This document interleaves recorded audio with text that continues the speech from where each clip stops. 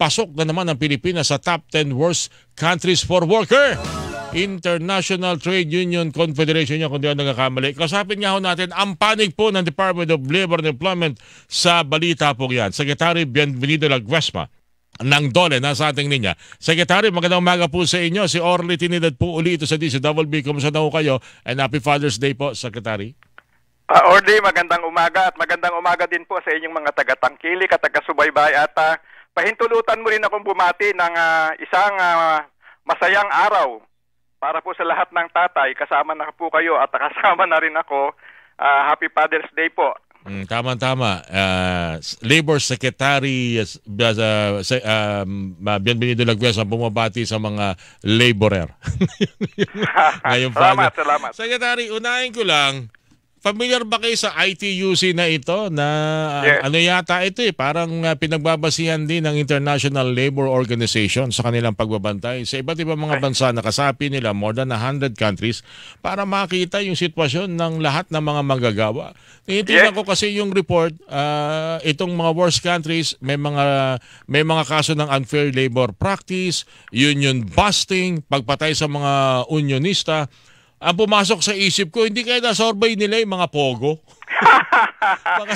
Maraming salamat sa komento mo, pero sa panig naman po nung Federation of Free Workers, binabanggit nila talagang meron pa rin naman, may mga nasasabi at meron kasi mga labor group din naman, yung mga leader nila ay nare-red tag. So ano sa pangkalatan po ang tugon po dito ng DOLE, Secretary? Una ka, Orly, nakalulungkot at hindi katanggap-tanggap yung pong nabanggit na pinagkaloob ng rating ng ITUC sa ating bansa. Dahil wala pong, siguro kayo na rin mismo ang makakapagsabi, ay hindi naman po siguro ganyan ang aktual na kalagayan sa ating bansa. Ikalawa, kung titignan po natin yung batayan ng kanilang rating, nakalagay po na 5 po ang binigay nila sa atin na rating. Opo. Nakalagay po doon no guarantee of rights at wala daw hong access ang mga manggagawa sa mga institusyon. Ano po ba pang klaseng access ang dapat na mapakita kung ang atin pong mga manggagawa? Sila pong mga kasama po yun sa bahagi ng delegasyon, yun nung nag-criticize, yung access po nila sa international community, sinusuportahan po ng pamahalaan ng atin pong Pangulong Bongbong Marcos Jr. Yun lang siguro, no? At walang guarantee ng rights dahil daw po mayroon sigurong kakulangan ang action. Totoo po na mayroong mga kaso at hindi naman po natin yan ipinagwawalang bahala. Pero sa pananaw po namin, ito po naman ay mga isolated cases na mayroon din pong mayroon pong hakbangin kagad na isinasagawa ang ating pong pamahalaan. Alam mo, Orly, kung titignan po yung kanilang explanation ng kanilang rating, hindi po tayo talaga hindi po makatwiran na tayo bibigyan ng rating na 5 dahil baka ho talagang ang dapat lang tignan objectively ay ano ba talaga ang tunay na kalagayan ng manggagawa sa ating bansa.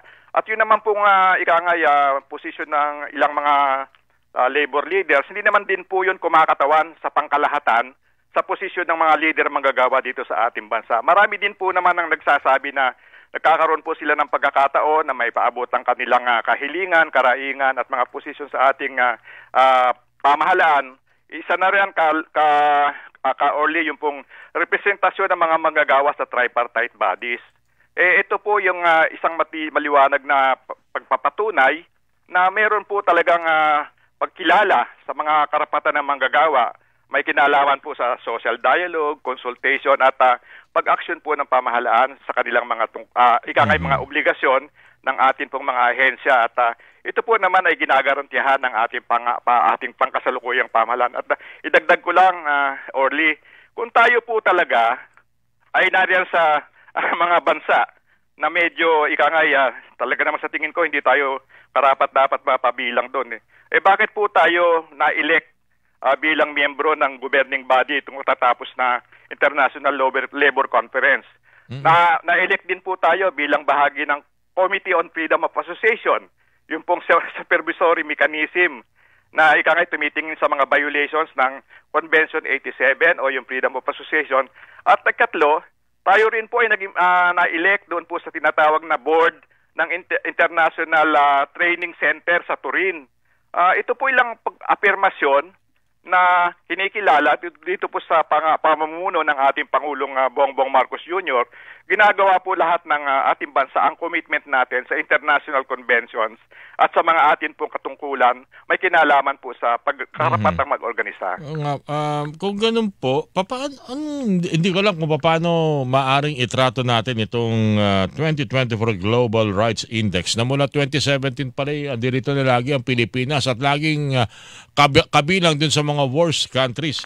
Meron ba sa tingin ninyong kinakailangan tayong gawin para iwasto ito, kung meron man dapat na gawin ng pagwawasto at pagbibigay linaw na rin kung anong dapat na tingnan nila sa Pilipinas na isa sa binabanggit nyo nga dahilan kung bakit may mga pwesto na ibinibigay bilang pagkilala sa mga ginagawa ng pamahalaan sa pagrespeto sa karapatan ng mga manggagawa. Orly, gusto ko lang liwanagin, yan pong batayan ng report ng ITUC ay questionnaire na ipinadadala sa kanilang member association sa iba-ibang mga bansa. Okay. So yan, meron silang questionnaire, may tinatanong sila, meron ba kayong na-experience na ganitong klaseng mga sitwasyon? At meron nga pong mga reported cases na yung nga at pero sa tingin ko, kung meron pong ganong klaseng mga kaso, hindi naman po yung sapat na kadahilanan para tayo ay bigyan po ng brand na one of the 10 worst countries in the world. Pag sinabing may mga miyembro sila, anong mga miyembro yung pinapadala nila? Sino-sino ito pinapadala nila ng questionnaire kaya? Secretary, may idea ho ba kayo? Yung pong mga local unions dito sa Pilipinas na affiliated po sa ITUC. Yung pong ITUC, yan po yung International Trade Union Confederation na international po yan. Bahagi po dyan yung mga ilang federasyon o ilang labor organization dito sa Pilipinas. Sa kanila po nang gagaling. Siguro po ka, Orly, marapat din siguro ang gawin kung sino naman po yung mga namumuno dyan sa pagsasurvey na yan. Magkaroon sana ng validation. At alam mo, kung tayo po talaga ay worst country, hindi po natin tatanggapin yung high-level tripartite mission dito sa Pilipinas. Na kung saan po ay yung mga rekomendasyon atin pong binibigyan ng karampatan na aksyon. Bahagi na nga po dito yung atin pong pagsasubmit ng report sa ating Pangulo na anong mga hakbangin ang ginagawa ng iba-ibang mga ahensya. Whole of government approach po ang naging pananaw ng ating Pangulo para tugunan yung mga ating nakita na nabanggit mo kanina, 2017 actually. Pabalik pa, hindi lang 2017 meron ng mga meron ng mga allegations, no. At for the first time actually ito ginagawa natin yung mga dapat, yung natanong mo kanina, anong mga aksyon. Yun nga yun, kung tayo po ay hindi gumagalaw o hindi ipinagwawalang bahala natin, kahit na po yan ay report lamang galing sa isang organisasyon, tayo po naman ay gumagawa ng mga hakbangin. Dahil alam natin, wala naman po sigurong perpektong dahilan, pero napakalawak po ng democratic space sa Pilipinas. Yun nga, yung alam mo, yung mga naging bahagi ng delegasyon na miyembro ng ITUC, yan po ay napadala doon sa pamamagitan po ng ating representasyon at yung apat sa kanila, ang sumagot po doon ay pondo ng bayan. Sana maunawaan din nila na kung meron man pong mga kakulangan na nakikita, hindi naman po siguro makatwiran at hindi patas na tayo po ibibigyan ng ratings na sa aking nakikita, hindi naman po siguro karapat-dapat na mangyari sa ating bansa. Yun nga po, dapat siguro ay maipakita natin na kung meron pong kakulangan, may ginagawa hakbangin, tumulong din po siguro sila. Nung lumabas ito, ako'y nagtanong-tanong sa mga tagapakinig sa Pulso ng Kapuso, hindi nila nabanggit yung, although merong hinaing, pero hindi ito patungkol sa unfair labor practice, union busting, and killing of unionists. Karamihan sa nagsasabing pwedeng sabihin worse kasi raw maliit na sweldo. So ibig sabihin, yung usapin ng sweldo ang concern nila. Baka naman baka naman na nagiging napapaboran lang yung mga negosyante, yung mga employer. Hindi kaya yun din ang isa sa dahilan, Secretary? Hindi naman po kasi ulitin ko lamang po, meron po silang description ng ratings nila yung pong ITUC, no. So hindi wala kang gaya na sweldo. Siguro pwede po nyong makita 'yon, no, yung 1 2 3 4 5 nila, no. Tilagay po tayo sa 5 ever since, parang systematic po na gusto nilang doon lang tayo nakakategorya at hindi po binibigyan ng pansin o konsiderasyon yung mga hakbangin na ginagawa ng pamahalaan, lalo na po nitong panahon ng panunungkulan ng ating Pangulong Ferdinand R. Marcos Jr. At nakalulungkot po yan kasi ang isa pong epekto niyan, parang napipicture ang ating bansa na hindi karapat-dapat na paglakagan ng pondo. Ito po ay makaka-epekto sa pangkalahatan, hindi lamang po sa ating bansa, lalo na po sa mga manggagawa. Dahil kung lagi po nating sinasabi na tayo po ay violator ng labor rights, doon mismo sa definition nga nila, hindi na ako lalayo, Orly, no? Actually, pag tinitignan ko, pwede tayong umakyat hanggang sa level ng number 1 na rating. Kung magiging objektibo lamang at hindi lamang ibabatay doon sa sumbong ng ilang mga ikangaya, yung nabanggit mo kanina, yung merong mga insidente ng pagpatay, kung meron po tayong unfair labor practice, meron din naman pong karapatan ang mga manggagawa na maghain ng kaso, tinutugunan po naman ng mekanismo ng ating pamahalaan.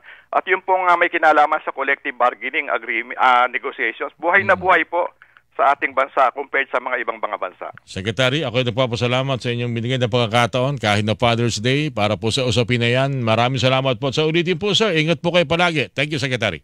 Maraming salamat din, Orly, sa pagkakataon. Alam mo, mahabang diskusyon ito dahil nais ko sigurong bigyan lang ng diin na hindi po naman papahintulutan ng ating Pangulo at ng kanyang pamahalaan na magkaroon po ng ganitong sitwasyon lang ating mga manggagawa. In fact, lagi niyang sinasabi, dapat pangalagaan at isulong ang kapakanan ng mga manggagawa. Maraming salamat din at Happy Father's Day, Ka Orly. Sa ulitin po, sir. Thank you po. Mga kapuso, Department of Labor and Employment, Adole Secretary Bienvenido Lagues, mga inyo po napakinggan. Buena Manong Balita. Hilingan, walang pinopro.